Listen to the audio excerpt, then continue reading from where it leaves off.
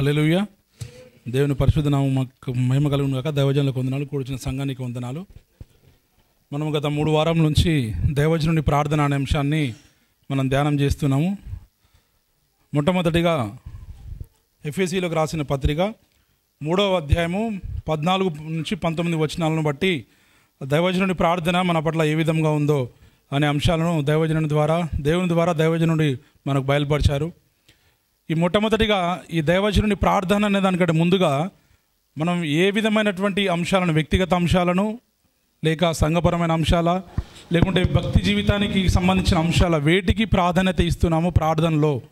దైవజనుడు ఏ విధమైన మన ఎడల ఏ విధమైనటువంటి ప్రార్థన చేయడానికి, అంటే మనం ఏ విధంగా ఉండాలని, వ్యక్తిగత జీవితంలో కాదు కానీ ఆధ్యాత్మిక జీవితంలో దేవుని రాకడ సమీపిస్తున్న కొలది ఇంకా భక్తి జీవితంలో ఏ విధంగా ఉండాలని దైవజనుడు ఏ అంశాలకు ప్రాధాన్యత ఇచ్చి మన కొరకు ప్రార్థన చేస్తుండు అనే వాటిని ఈ 3 వారంలో కూడా మనం ధ్యానం చేస్తాం. దాంట్లో మొదటిదిగా ఎఫెసీయులకు రాసిన పత్రిక 3వ అధ్యాయం 14వ వచనము. ఈ హేతువు చేత పరలోకమునందును భూమి మీదను ఉన్న ప్రతి కుటుంబము ఏ తండ్రిని బట్టి కుటుంబం అని పిలువబడుతున్నదో ఆ తండ్రి ఎదుట నేను మోకాళ్ళుని మీ అంతరంగ పురుషుని యందు శక్తి కలిగి ఆయన ఆత్మ వలన బలపరచబడినట్లుగాను క్రీస్తు మీ హృదయంలో విశ్వాసం ద్వారా నివసించినట్లుగాను తన మహిమైశ్వర్యం చొప్పున మీకు దయ చేయవలనని మీరు దేవుని సంపూర్ణత యందు పూర్ణులగునట్లు ప్రేమ యందు వేరుపాటి స్థిరపడి సమస్త పరిశుద్ధులతో కూడా దాని వెడల్పును పొడుగు లోతు ఎత్తుతో గ్రహించుకొనుటకును జ్ఞానమును మించిన క్రీస్తు ప్రేమను తెలుసుకొనుటకును శక్తి గలవారు కావాలని ప్రార్థించుచున్న అంశాన్ని నేర్చుకున్నాం. దాంట్లో మొట్టమొదటిగా అంతరంగ పురుషుని యందు శక్తి కలిగి ఉండాలి. మనం అంతరంగ పురుషుని దినదినము కూడా అంతరంగ పురుషుడు బలపడుతున్న, అంటే బాహ్య పురుషుడు నశించిపోతున్న కొలది అంతరంగ పురుషుడు ఆత్మ ద్వారా బలపరచబడుతూ ఉన్నప్పుడు ఆటోమేటిక్గా ఈ లోక సంబంధమైన కూడా మనం దూరంగానే ఉంటాం. ఎప్పుడైతే ఆత్మలో అంతరంగ పురుషుడు బలపరచబడుతూ ఉంటాడో ఆటోమేటిక్గా మనం అందరం కూడా ఈ లోక సంబంధమైనటువంటి వాటి మీద, ఈ లోక సంబంధమైన ఈవుల మీద ఆలోచన చేయము. అప్పుడు ఆ ఆత్మ వలన అంతరంగ పురుషుని శక్తి కలిగి ఉన్న మనము అపవాదిని మాట చేత ఎదురించే వారంగా మనం ఉంటాం. తర్వాత ఆత్మ వలన బలపరచబడాలని దైవజనుడు ప్రార్థన చేస్తున్నాడు. ఆత్మ వలన మనం బలపరచబడడం అనేది ఉపవాసము ద్వారా జరుగుతుందని, జాగరణ ద్వారా జరుగుతుంది అని, మనము ఆత్మలో బలాన్ని పొందుకోవాలంటే క్రీస్తు కొరకు ఎదురు చూసేవారు నూతన బలాన్ని పొందుకొని ఉంటారని కూడా మనం నేర్చుకున్నాం.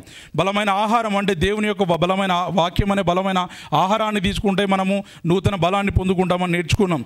బలము పొందుకున్న మనందరము కూడా సాతాన్ని ఎదురించే వరంగా ఉండాలి. బలం పొందుకున్న మనందరం కూడా దేవుడిచ్చే సర్వాంగ కవచాలను ధరించుకొని యుద్ధము చేసే వరంగా ఉండాలి. ఎందుకంటే మనము వాక్యానుభవాన్ని మనం కలిగైనా ఉండాలి, లేదా దైవజనులు అపోస్తలులు బోధిస్తున్నప్పుడు ఆ వాక్యాన్ని నమ్మే వారంగా ఉన్నప్పుడు ఆ యొక్క వాక్యము మనకు బలాన్ని దయచేస్తుంది. అప్పుడు ఆత్మలో మనం అందరం కూడా బలాన్ని పొందుకుంటాం. కాబట్టి మొదటిగా అంతరంగ పురుషుని యందు శక్తిని కలిగి ఉండాలని దైవజనుడు ప్రార్థిస్తున్నాడు. రెండవదిగా ఆత్మ వలన బలపరచబడాలని దైవజనుడు ప్రార్థిస్తున్నాడు. మూడవదిగా క్రీస్తు మన హృదయంలో విశ్వాసం ద్వారా నివసించినట్లుగా మనం దేవుని కలిగి ఉండాలని దైవజనుడు ప్రార్థిస్తున్నాడు. క్రీస్తు మన హృదయంలో ఉన్నట్లయితే, హృదయంలో ఉన్నట్లయితే, దేవుడు మన హృదయంలో ఉన్నట్లయితే మనం ఆటోమేటిక్గా మన మాటలన్నీ కూడా కృపాసహితంగా ఉంటాయి. మన మాటల ద్వారా అనేక మంది కూడా దేవునితో నడిపించబడే వారంగా ఉంటారు. కాబట్టి దేవుడు కొరింథీయుల పత్రిక 3వ అధ్యాయం 16వ వచనంలో సెలవిచ్చి ఉన్నారు, మీరు దేవుని ఆలయమై ఉన్నారని ఎరుగరా అని. దేవుడు మన దేహంలోనే కాదు, మన శరీరంలో, మన హృదయంలో దేవుడు ఉన్నట్లయితే ఆటోమేటిక్గా మన ప్రవర్తన, మన క్రియలు అన్నీ కూడా ఆ దేవునికి మాదిరిగా మారిపోవడానికి అవకాశం ఉంటుంది. కాబట్టి మనకు ఉన్నటువంటి విశ్వాసము ద్వారా ఆ క్రీస్తు మన హృదయంలో ఉండాలని దైవజనుడు మన కొరకు ప్రార్థన చేస్తున్నాడు. అదేవిధంగా ఇవన్నీ కలిగి ఉన్న మన అందరం కూడా దేవుని సంపూర్ణత యందు పరిపూర్ణము కావాలంటే దేవుని యొక్క ప్రేమను మనము కలిగి ఉండాలని దైవజనుడు మన కొరకు ప్రార్థిస్తున్నాడు. మనము ప్రేమ యందు వేరు పారి స్థిరపడాలని ప్రార్థన చేస్తున్నాడు. వేరు పారి స్థిరపడాలంటే మనం మొట్టమొదటిగా ఒక సంఘంలో ఒక చోట నాటబడిన వారంగా ఉండాలి, స్థిరపరచబడిన వారంగా ఉండాలి. ఒక ఒలివ మొక్క వల్ల మనం మొదటగా నాటబడితేనే మనం వేరుపారుతాం. నాటబడింది వేరుపాడడానికి అవకాశం ఉంటుంది. పైనే వేరు నాటబడితే ఆ పెగిలించబడే పరిస్థితులు ఉంటాయి, ఎండిపోయే పరిస్థితులు ఉంటాయి, ఈ లోక ఆశలో పడిపోయే పరిస్థితులు ఉంటాయి. ఎప్పుడైతే గట్టిగా నువ్వు నాటబడతావో, బలంగా లోపలికి నాటబడతావో, ఒక దైవజనుడు కాపురత్వంలో ఉండి నాటబడతావో అప్పుడు వేరు పారి మనం స్థిరపరచబడతాం. అప్పుడు సంఘము ద్వారా సమస్త పరిశుద్ధులతో కలిసి సహవాసములో మనం ఉన్నప్పుడు ఆ దేవుని ప్రేమ యొక్క ఎత్తును, లోతును, ఆ దేవుని ప్రేమ యొక్క ఆ డెప్త్ను మనం ఎప్పుడైతే తెలుసుకుంటామో ఆ జ్ఞానముకు అన్ని విషయంలో కూడా గ్రహించడానికి, ఆ జ్ఞానముకు మించినటువంటి జ్ఞానం జ్ఞానమును దేవుడు మనకు అనుగ్రహిస్తాడు. దాని ద్వారా మనం సంపూర్ణత పొందుకుంటాం. కాబట్టి మొదటిగా అంతరంగ పురుషుని శక్తి కలిగి ఉండడానికి, రెండవదిగా ఆత్మలో బలం పొందుకోవడానికి, మూడవదిగా క్రీస్తు హృదయంలో మనం విశ్వాసం ద్వారా మన హృదయంలో నివసించే విధంగా ఉండడానికి, మనం బలం పొందు సాతాన్ని ఎదిరించడానికి, క్రీస్తు ప్రేమ మనలో వేరుపాటి స్థిరపరచబడడానికి, జ్ఞానముకు మించినటువంటి ఆ యొక్క దేవుని శక్తి క్రీస్తు ప్రేమను మనం తెలుసుకున్నటకు మనం అందరం కూడా శక్తి గల వారం కావాలని దైవజనుడు మన కొరకు ప్రార్థన చేస్తూ ఉన్నట్లుగా మొట్టమొదటి వారం మనం నేర్చుకున్నాం. అదేవిధంగా రెండో వారం ఫిలిప్పీలకు రాసిన పత్రిక 1వ అధ్యాయము 9వ వచనము నుంచి 11వ వచనమును బట్టి ఆ దైవజనుడి ప్రార్థన మనలో ఇంకేమన్నదన్న విషయాలను మనం నేర్చుకున్నాం. దానిలో మీరు శ్రేష్టమైన కార్యములను వివేచింపగల వారగుటకును మీ ప్రేమ తెలివితోనూ సకల విధమైన అనుభవ జ్ఞానంతో కూడినదై అంతకంతకు అభివృద్ధి పొందవలెనని, ఇందువలన దేవునికి మహిమయు స్తోత్రమును కలుగునట్లు మీరు దేవుని క్రీస్తు వలన నీతి ఫలంతో నిండుకున్న వారై క్రీస్తు దినమున నిష్కపటులను నిర్దోషులను కావాలని ప్రార్థించుచున్నాను అనే అంశంను బట్టి దైవజనుడు మన కొరకు ఇంకనూ ఏమి కూడా ప్రార్థన చేస్తున్నాడో మనం తెలుసుకున్నాం.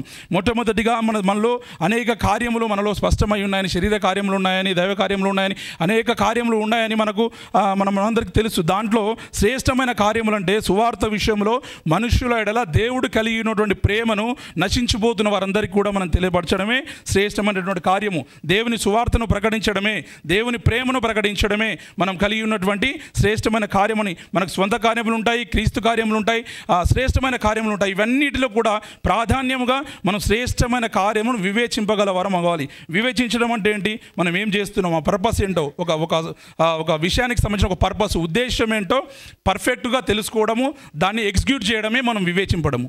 వివేచింపి దాన్ని వదిలేయడం కాదు. ఎప్పుడైతే ఎగ్జిక్యూట్ చేయగలుగుతామో అప్పుడే దానికి కలిగిన ఫలితాన్ని మనం అనుభవిస్తాము, దాని ఫలాన్ని మనం పొందుకుంటాం. అట్లాగే ఆ శ్రేష్టమైన కార్యం ఏంటంటే దేవుని యొక్క నశించిపోతున్న వారి పట్ల, ఈ లోకంలో ఉన్న వారందరి పట్ల దేవుని యొక్క ప్రేమ ఏ విధంగా ఉంది అని మనం తెలియపరచడమే శ్రేష్టమైన కార్యము. కనుక ఆ శ్రేష్టమైన కార్యాన్ని మనం వివేచింపగలిగిన వారంగా ఉండినట్లు దైవజనుడు మన కొరకు ప్రార్థన చేస్తూ ఉన్నాడు. అదేవిధంగా మన యొక్క ప్రేమ తెలివితో సకల విధమైన అనుభవ జ్ఞానంతో కూడినదిగా ఉండాలని, అంతకంతకు అభివృద్ధి చెందాలని దైవజనుడు మన కొరకు ప్రార్థన చేస్తున్నాడు. ప్రేమ అంటే ఏదో ప్రేమ గుడ్డిగా ఉండడం కాదు. ప్రేమ అంటే దైవజనులు చెప్పినట్లుగా ఎన్నో సందర్భాల్లో కొన్ని ప్రాంతాలకు నేను వెళ్తాను, నార్త్ ఇండియాకి వెళ్ళినప్పుడు అక్కడ ఉన్న కఠిన పరిస్థితులను బట్టి ఆటోమేటిక్గా కొద్దిగా నాకు ఉన్నటువంటి దేవుడిచ్చిన జ్ఞానాన్ని బట్టి అక్కడ నుంచి బయటికి వెళ్ళడం, లేక ఇంకో ప్రాంతానికి వెళ్ళడం, ఈ విధంగా అంటే మనకు నశించిపోయే వారి పట్ల, ఆయనకు నార్త్ ఇండియాలో ఉన్న వారి పట్ల ప్రేమ ఉంది. కానీ కొన్ని సందర్భాల్లో వెనుకకు వచ్చేస్తున్న పరిస్థితులు ఉన్నాయి. అంటే విడిచిపెట్టి ప్రేమ ఉన్నవాడు అది విడిచిపెట్టి వస్తాడా అని కాదు, కానీ విడిచిపెట్టి వస్తున్నాడు అంటే కొన్ని సందర్భాల్లో ఆ ప్రేమ వారిలోకి ఇంజెక్ట్ చేయాలి. అంటే కొన్ని సందర్భాల్లో ఆ దేవుడిచ్చినటువంటి ఆ జ్ఞానం చేత మనకు ఉన్నటువంటి ఒక స్ట్రాటజీని అక్కడ అప్లికేబుల్ చేసేవారంగా ఉండాలి. ఆ విధమైనటువంటి ఆ జ్ఞానం కూడా మనకు ఉండాలని దైవజనుడు మన కొరకు ప్రార్థన చేస్తూ ఉన్నాడు. ఇక్కడ అన్నారు కదా, మీ ప్రేమ తెలివిని కూడా ఈ సందర్భాలలో అంటే ఉన్న పరిస్థితులను బట్టి ఆ తెలివితో మన ప్రేమ కూడి ఉండాలని, అంతకంతకు ఆ ప్రేమలో మనం అభివృద్ధి చెందాలని ఆ దైవజనుడు మన కొరకు ప్రార్థన చేస్తున్నాడు. మన ప్రేమ ఏ విధంగా ఉండాలి? ప్రజల మీద ఉండాలి. ఎవరి మీద? నశించిపోయే ప్రజల మీద ఉండాలి. నశించిపోయే ప్రజల కొరకు ఒక ఆత్మల భారం కలిగి పనిచేస్తున్న దైవజనుని మీద మనకు ప్రేమ ఉండాలి. ఎప్పుడైతే దైవజనుని యొక్క భారము మనది అని మనం అనుకుంటామో అప్పుడు ఆటోమేటిక్గా దైవజనుడి భారం మీద మనకు ప్రేమ కలుగుతుంది. ఆ నశించిపోయే వారి పట్ల దైవజనుడు చేస్తున్న పరిచర్య పట్ల మనకు భారం పెరుగుతుంది. అప్పుడు ఆ ఉన్న ప్రేమతోని, ఆ భారముతోని, మనకున్న దేవుడిచ్చేటువంటి ఆ తెలివి జ్ఞానంతోని ఆ నశించిపోతున్న వారిని మన ఆత్మల రక్షణ కొరకు మనం ప్రార్థించే వారంగా, ప్రేమ కలిగి వారిని దేవుని యుద్ధకు నడిపించే వారంగా ఉండాలి.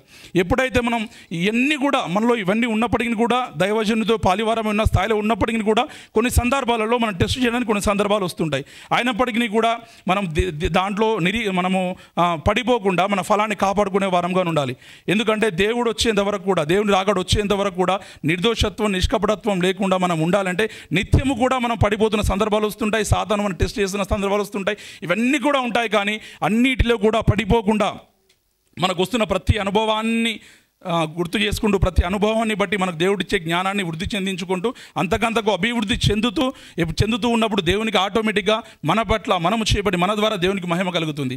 మన ద్వారా దేవుని నామం కీర్తించబడుతుంది. మనం ఎప్పుడైతే మనకున్న జ్ఞానంతో, మనకున్నటువంటి తెలివితో వస్తున్నటువంటి అనుభవాలన్నింటినీ కూడా ఒక స్టెప్పింగ్ స్టోన్గా చేసుకుంటూ మనం వెళ్తామో దానిని బట్టి దేవునికి మహిమ కలుగుతుంది ఈ లోకంలో. ఆ విధంగా మనం అందరం కూడా ఉండాలని దైవజనుడు ప్రార్థన చేస్తున్నాడు. ఇవన్నిటికి కూడా ముఖ్యంగా ప్రాధాన్యంగా ఈ అన్నిటిని గురించి కూడా ప్రార్థన చేసే దైవజనుడు ఎవరంటే దేవుని చేత పంపబడిన దైవజనుడు మాత్రమే ఈ యొక్క శ్రేష్టమైనటువంటి కార్యములను బట్టి మన పట్ల ఉన్నటువంటి లోక సంబంధంగా కార్లు బంగ్లాలు రావాలనో, ఈ లోక సంబంధమైన ఉద్యోగాలు, ఈ లోక సంబంధ అభివృద్ధి, ఈ లోక సంబంధమైనటువంటి డెవలప్మెంట్ గురించి కాదు, కానీ ఈ విధమైనటువంటి అంశాలను గురించి మన కొరకు ఒక దైవజనుడు ప్రార్థన చేస్తున్నాడంటే ఖచ్చితంగా దేవుని ద్వారా పంపబడినటువంటి దైవజనుడు మాత్రమే ప్రార్థన ఈ విధంగా ఒక విశ్వాసి కొరకు ప్రార్థన చేయగలుగుతాడు అనే విషయాన్ని మనం అంతకు రెండో వారం నేర్చుకున్నాము. పోయిన వారం మూడో వారము దైవజనుడి ప్రార్థన 2 కొరింథీ 13:7 ఏ దుష్కార్యమైనను చేయకుండా ఉండాలనని దేవుని ప్రార్థించుచున్నాను. మేము యోగ్యులమైనట్టు కనబడాలని కాదు, కానీ భ్రష్టులమైనట్టు కనబడినను మీరు మేలైనదే చేయవాలని ప్రార్థించుచున్నాము అనే అంశంలో బట్టి నేర్చుకున్నాము. విశ్వాసులు అనేవారు కూడా దుష్కార్యం అంటే దేవునికి విరోధంగా చేసే ప్రతి కార్యము కూడా దుష్కార్యమవుతుంది. ఆ దుష్కార్యం కూడా చేయడం వలన దేవుడు ఎక్కడ సిలువ వేయబడతాడో, నా సంఘంలో ఉన్నటువంటి ఒక విశ్వాసి చేస్తున్న దుష్కార్యంను బట్టి, నా సంఘంలో ఉన్నటువంటి బిడ్డ చేస్తున్న పాపమును బట్టి దేవుడు బాహగణంగా శిక్ష వేయబడకూడదు అనేటువంటి వాటిని బట్టి ప్రతి ఒక్కరు కూడా ఆ దుష్కార్యములు కానీ పాపములు కానీ దేవునికి విరోధమైన ఏ కార్యములు చేయకుండా ఉండవలను. దేవుని చేత పంపబడిన మన పట్ల భారం కలిగిన, మన పట్ల లెక్క అప్పచెప్పగలగాలని ఒక స్పృహ కలిగినటువంటి దైవజనుడు మన కొరకు ప్రార్థన చేస్తాడు. అట్లాగే విశ్వాసి అయిన వాడు దైవజనుడి పట్ల ఏ విధమైనటువంటి అభిప్రాయం కలిగి ఉన్నప్పటికీ, మనం కూడా ఎన్నో సందర్భాల్లో మనకు వ్యక్తిగత జీవితంలో ఎవరికి వారు నిమరు వేసుకున్నట్లయితే దైవజనుడు చెప్పిన మాటను బట్టి దాంట్లో ఉన్న గూఢార్థాన్ని లేకుండా మర్మాన్నో లేకుండా దాని దూరాలోచనను మనము దాన్ని గ్రహించలేక దైవజనుడు ఏంటి నా పట్ల ఈ విధమైనటువంటి ఆలోచన కలిగి ఉన్నాడు, ఈయన ఏంటి ఈ విధంగా కలిగి ఉన్నాడు అని మనకు వ్యతిరేక స్వభావం కలిగి ఉన్నప్పటికీ కూడా మేలైనదే మనం చేయాలని ప్రార్థన చేసేవాడే నిజమైనటువంటి పంపబడిన దైవజనుడు. మన జీవితాల్లో మనం ప్రతి ఒక్కరం ఆలోచన చేసుకున్నట్లయితే కనీసం ఒక్క సందర్భమైన లేకుండా ఉండకపోదు దైవజనుని పట్ల మనం సనుగుకున్న పరిస్థితి, కానీ దైవజనుని అపార్థం చేసుకున్న స్థితిలో ఉన్నప్పటికీ కూడా దైవజనుని మాటతోనూ క్రియతోనూ ఆయన బాధపరిచిన సందర్భములు ఉండగా మానవు ఖచ్చితంగా ప్రతి ఒక్కరి జీవితంలో కనీసం ఒకటైనా ఆ స్థితులలో కూడా దానిని వెనుకకు వేసుకొని దాన్ని పట్టించుకోకుండా నా యొక్క కుమారుడు కుమార్తె ఈ మేలే చేయాలి, దేవుని చేత బలానమ్మకమైన మంచి దాసులు అనిపించాలి అనేటువంటి ప్రార్థన చేసేవాడు నిజమైన పంపబడినటువంటి దైవజనుడు. ఆ మేలు ఏంటంటే మనం దేవునిలో ఉండడం అనేదే నిజమైన మేలు. రాజులు ఎదుట, అధికారులు ఎదుట ఆయన ఒప్పుకోవడమే మేలు. ప్రతి సందర్భంలో ఆయనను ఆశ్రయించడం మేలు. అట్లాగే సహోదరుడు ఐక్యత కలిగి ఉండడము మేలు. ఆయన కాడి మోయుట అనేది మేలు. అట్లాగే లోపల ప్రేమించుట కంటే బహిరంగంగా గద్దించుట మేలు. అట్లాగే మేలు చేయుట ఎందు విసుకగా ఉండాలి. ముఖ్యంగా మరి విశేషంగా విశ్వాస గృహము చేరిన వారి ఎడల మరీ ఎక్కువగా మనం మేలు చేసేవారంగా ఉండాలి. కాబట్టి ఇవన్నీ కూడా మనం చేయాలి. అంటే మనం ఎంత దుష్కార్యములు చేస్తూ ఉన్నా, దేవునికి విరోధమైన కార్యములు చేస్తున్నా, వాక్యానికి దైవజనునికి విరోధమైనటువంటి పనులు చేస్తున్నా కూడా మేలైనదే మనం చేయాలని ఆశపడేవాడు, మన కొరకు ప్రార్థన చేసేవాడు పంపబడినటువంటి దైవజనుడు. నిజమైనటువంటి మన ఆత్మల కొరకు భారం కలిగి మన ఆత్మలను అప్పచెప్పడానికి లెక్కప్పచెప్పాలని ఒక స్పృహ కలిగినటువంటి దైవజనుడు. అదేవిధంగా దానిలో రెండో భాగముగా మేము సత్యమునకు విరోధముగా ఏమీ చేయనేరం కానీ సత్యము నిమిత్తమే సమస్తము చేయుచున్నాము.